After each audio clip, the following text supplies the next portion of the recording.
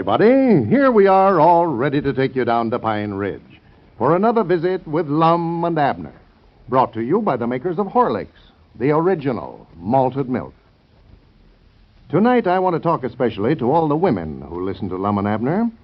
You've probably noticed that modern shoppers seldom buy brands they don't know much about. Given a choice, they choose the brand they know best. Now, there's a reason for this. It's not an accident. It's not because of advertising alone. It is primarily because some products are far superior to others.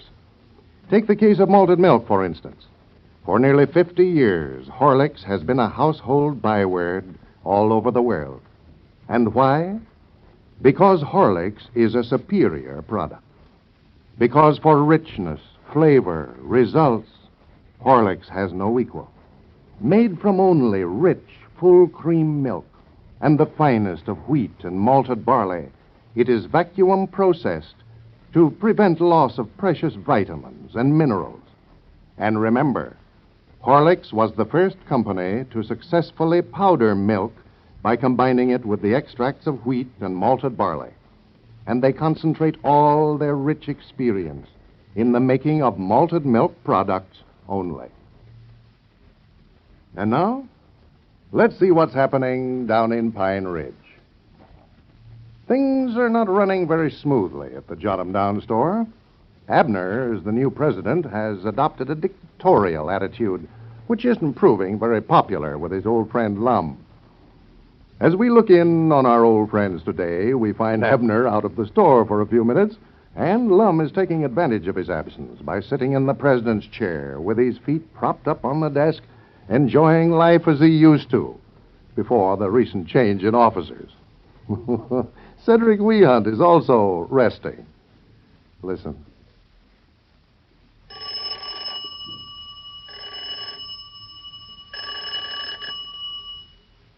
That's our ring, ain't it, Mr. Lum? Huh? I say that was our ring, weren't it? I don't know. Yeah, that's ours. Might be somebody wanting some groceries. Yeah, it's just what I'm feared of. Yeah, I'm so wore out I don't want to move. Ain't you going to answer it? Well, they'll ring again more than likely.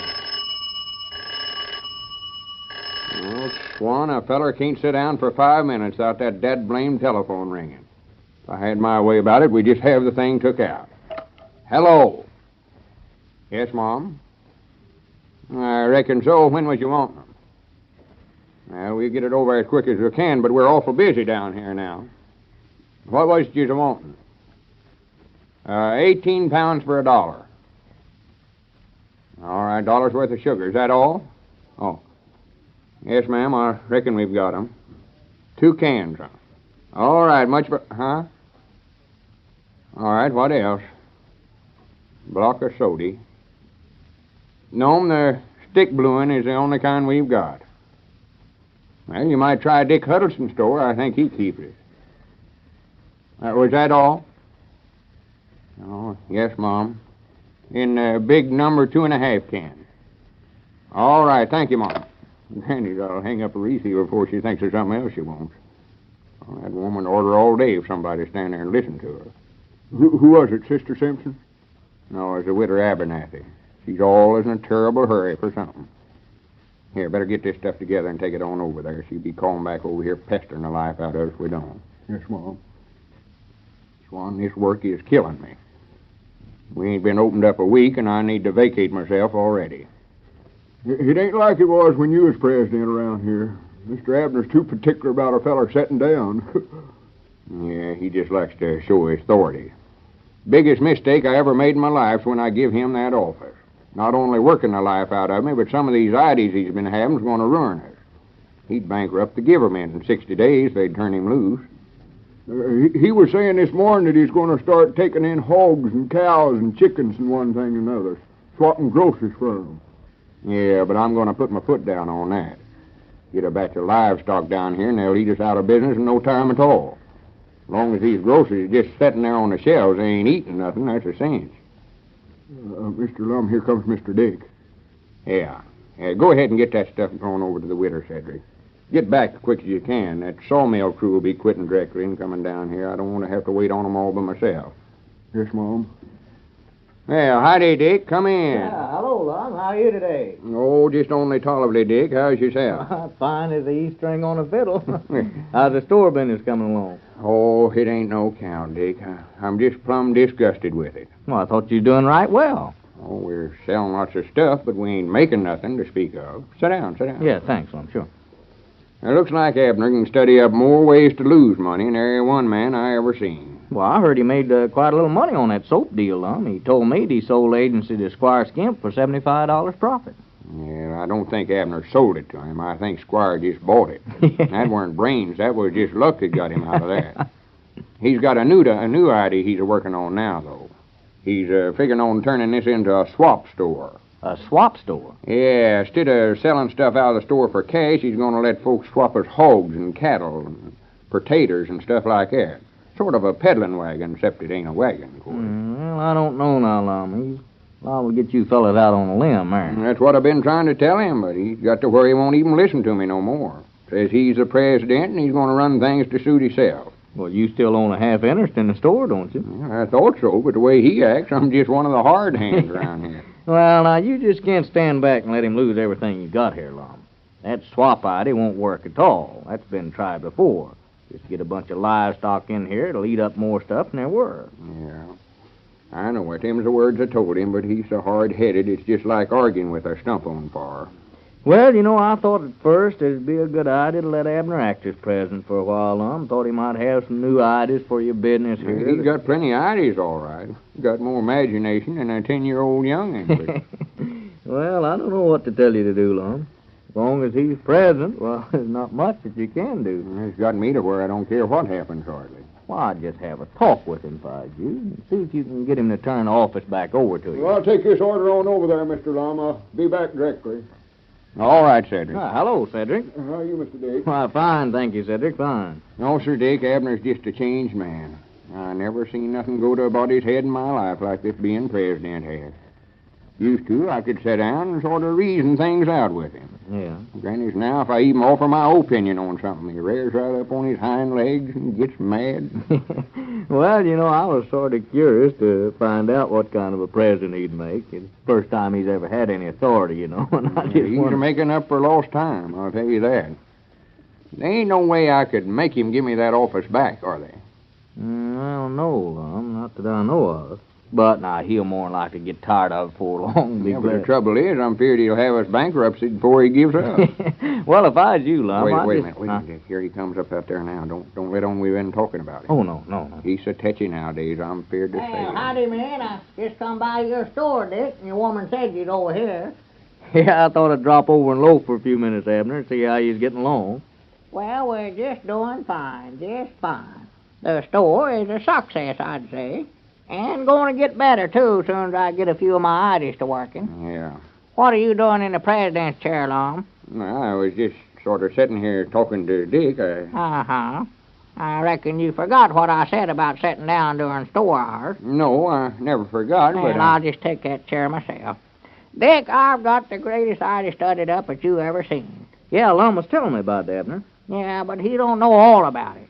See, I've got it all figured out right here on this piece of paper here. We're going to start swapping groceries for chickens and eggs and hay and cattle, all sorts of livestock. Special chickens. I want all of them I can get. Chicken? Yes, chickens. You see, Dick, now, if we can get 1,000 chickens, and they lay an egg apiece a day, that'll be 1,000 eggs every day that we'll get. Yeah, but they ain't going to lay an egg a piece a day, though. Some of them might be I roosters. know. I figured you'd say something about like that. So I just cut that right half in two just to take care of any of them hens that's loafing on a job, ain't doing their part. Now, that's 500 eggs a day that way. In 30 days, they'd have 15,000 eggs. And figure 15 eggs to a setting. Well, that'd be 1,000 hens setting all there at once, and then they'd hatch off 15,000 chickens. Yeah, but Now, wait just keep quiet, Lum, till I get done explaining it. Go ahead. That'll be 16,000 chickens that we'll have then. And I figure that half of them laying an egg a day, well, that's 8,000 eggs a day. And in another 30 days, well, we'll set them and hatch off 240,000 more chickens. So in 60 days, we'll have 256,000 chickens. And then figuring half of them for an egg a day, why, that'd be 128,000 eggs a day that we'll be getting inside of 2 months from now. And then, figure eggs at 12 cents a dozen. We'll make 128,000 cents a day. That's $1,280 a day. Now, how's that for Benny? I got Pearl to figure it all out for me over at the place, and there's the figures right there if you want to look them over. How you expect them hens to be laying eggs and setting at the same time? Huh? Why, you ain't even made no allowances for roosters there. Why, you crazy idiot, if them hens is setting, they ain't going to be laying no eggs, and if they're laying eggs, they ain't going to be setting. The whole idea ain't worth the paper it's wrote on. Yeah, I might have known that you wouldn't like the idea, Lum, just 'cause you never thought it up yourself. Well, I can tell you right now, I ain't a-going in on it. Well, I never asked you to. I'm the president of this store, and I'm a running thing. Well, say now, here, fella, I better get on back over the store. You fellas talking business here. I'll see you later then. Yeah, so long, Dick. Every time I bring up something, Lum, you're again it. Makes me so dead blame mad I can't stand myself. Well, this thing is just went as far as it's a-going. I've stood back and let you have your way with all kinds of crazy ideas. But if you think you're going to swap this new stock of merchandise of ours off to a batch of chickens and cows and one thing and another, you just got another thing a coming. Well, now, listen here. I don't know what you can do about it. I'm running the store. Well, we'll just unsolve partnerships then. We'll divide the store. We done that once, and our grannies will do it again. You take your half and run it any way you want to, but I'll be dad blamed if you're going to swap off my half of this merchandise for no such stuff as that. Well, what are we going to do about the building here? We can't divide it in two. Well, you can take one side and I'll take the other. We just have 2 stores in here. You can put your half of the stock over there on that side, and I'll keep mine over here. Granny, if you want some competition, I'll give you plenty of it. Well, this seems to be the only solution to the question of who is boss of the Jot 'em Down store. Ladies and gentlemen, in the following scene, Tom Henderson wants his friend Fred Murdoch to go out to lunch. Let's see what's holding them up. 12 o'clock, Fred. Let's go eat. What? Lunch already? Already? Say, I'm famished. It's ages since breakfast. Well, I'm too busy anyway. How about in an hour? Oh, nothing doing. Listen, Fred, how on earth do you keep going that long? I couldn't. No, well, you see that bottle there, Tom? Sure. It's full of candy. No, not candy, Tom. Those are Horlicks malted milk tablets. You mean like Horlicks powder? Yeah, that's it, in tablet form. Every bit as rich and nourishing, too. And you know how sustaining a glass of Horlicks is. I'll say I do. We always have it in the house. But tablets? Say, they're pretty handy. Sure, they're handy. All you have to do is dissolve a couple in your mouth when you feel hungry or tired, and presto, you're all set again. That's how I keep going. And that's how you can eat so late, eh? Can you beat that? Say, can you spare a couple till I get some? Sure, you bet I can. That whole flask of Horlicks tablets only cost me $1, and it lasts for days. Well, I use them when I get drowsy in mid-afternoon, too. They pep me up and give me new energy. Sounds like a good idea.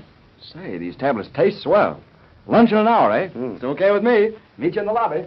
Well, Tom certainly learned something that he can use to good advantage. There's nothing like a couple of Horlicks malted milk tablets to warn off that hungry feeling when you're busy and you can't get out to lunch. They sustain you, give you sufficient energy to keep you going. Try some of these Horlicks tablets yourself. You can get them at your druggist's in either natural or chocolate flavor.